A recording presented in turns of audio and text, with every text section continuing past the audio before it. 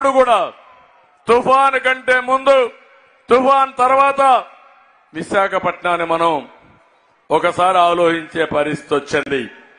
నేను ఒకటే ఆలోచించాను, ఇక్కడ మీరందరున్నారు, ఇక్కడ పిల్లలున్నారు, బాగా చదివిస్తే హైదరాబాద్కో బెంగళూరుకో చెన్నైకి పోయే పని లేకుండా విశాఖపట్నంలో ఉద్యోగాలు ఇవ్వాలని, మీ పిల్లల భవిష్యత్తు బంగారు భవిష్యత్తు చేయాలని నేను ఆ రోజు ముందుకు పోయాను.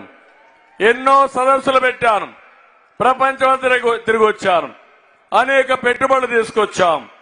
అవన్నీ తీసుకొచ్చి పెద్ద ఎత్తున విశాఖపట్నాన్ని ఒక ఐటీ హబ్గా తయారు చేయాలని, ఒక ఆర్థిక రాజధానిగా తయారు చేయాలని, ఒక టూరిజం హబ్గా తయారు చేస్తే మనందరికి ఉద్యోగాలు వస్తాయని నేను పోయాను. కానీ ఈరోజు ఏం జరిగింది? అదే విశాఖపట్నాన్ని ఒక గంజాయి క్యాపిటల్ గా లేకపోతే ఒక క్రైమ్ క్యాపిటల్ గా తయారు చేసే పరిస్థితికి వచ్చారు.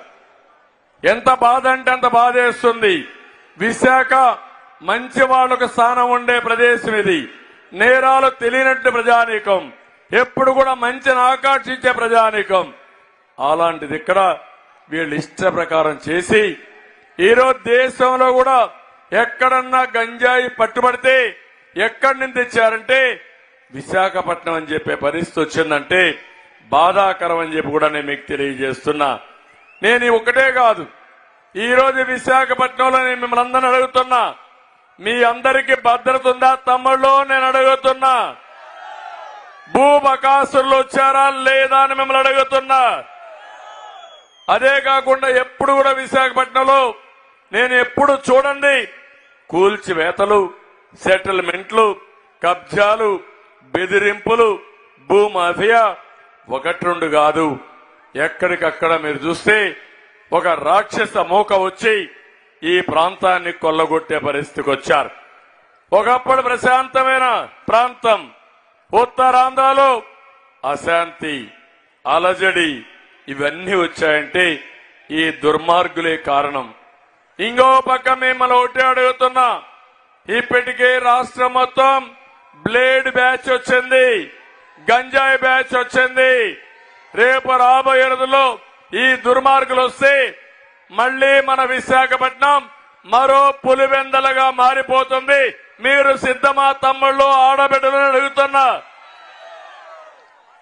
పులివెందలంటే మీకు గుర్తొచ్చేది గొడ్డలి, అవునా కాదా? అలాంటి గొడ్డలి పాలన మనకు కావాలనా అని మిమ్మల్ని అడుగుతున్నా. గొడ్డలి పెట్టుకొని తిరిగే నాయకులు మీకు కావాలా అని అడుగుతున్నా. మీ పిల్లల భవిష్యత్తు బాగుండాలా లేదా అని మిమ్మల్ని అడుగుతున్నా. నేను అందుకే అడుగుతున్నా, జాబు రావాలంటే మనం వస్తే జాబ్ వస్తుంది, జగన్ ఉంటే గంజాయి వస్తుంది. మీకు గంజాయి కావాలా, జాబు కావాలా తమ్ముళ్ళు? ఇప్పుడు కొత్తగా మాట్లాడుతున్నాడు ఆయన.